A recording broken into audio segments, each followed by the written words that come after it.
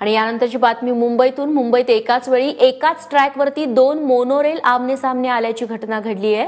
चेंबूर स्थानकावरती रात्री 9 वाजण्याच्या सुमारास हा प्रकार घडला।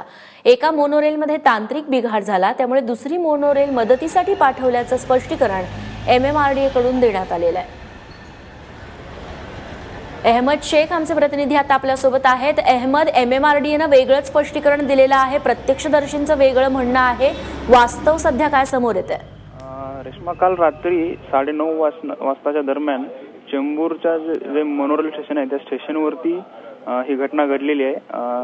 मोनोरेलचा पॉवर सप्लाय बंद झाल्या कारणानं अर्धी ट्रेन ही आतमध्ये आणि अर्धी बाहेर अशी ते ट्रेनची स्थिती होती।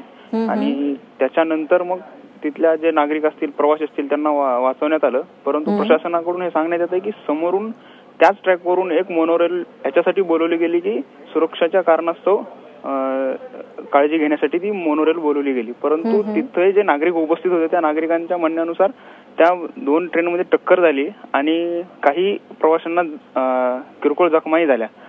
तब्बल 4 तासानंतर एका प्रवाशाला त्याचं वाचवण्यात यश आलं त्या रेस्क्यू ऑपरेशन करताना, परंतु ते एका क्रेनच्या सहाय्याने वाचवलं गेलं।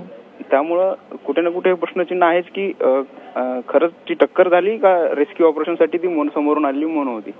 निश्चित अहमद, धन्यवाद तू दिलेल्या सगळ्या माहितीबद्दल।